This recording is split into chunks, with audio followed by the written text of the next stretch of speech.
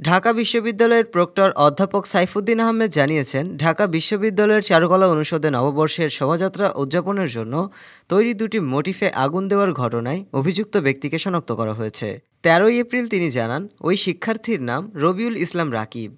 তিনি ঢাকা বিশ্ববিদ্যালয়ের আরবি বিভাগের শিক্ষার্থী। সে নিষিদ্ধ ঘোষিত সংগঠন ছাত্রলীগের রাজনীতি করতেন।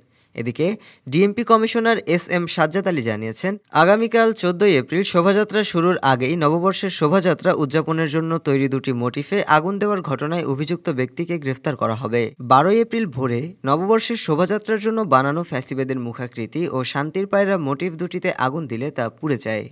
এর মধ্যে শান্তির পায়রা মোটিফটি আংশিক পুড়লেও ফ্যাসিবাদের মুখাকৃতি মোটিফটি পুরোপুরি পুড়ে যায়। আগুন দেওয়ার সময় তিনি কালো টি-শার্ট ও খাকি রঙের প্যান্ট পরা ছিলেন। ভেতরে প্রবেশ করে কিছুক্ষণের মধ্যেই তিনি প্রতিকৃতিতে আগুন লাগিয়ে দেয়াল টপকে বের হয়ে যান। ডেস্ক রিপোর্ট, আজ বার্তা, ঢাকা।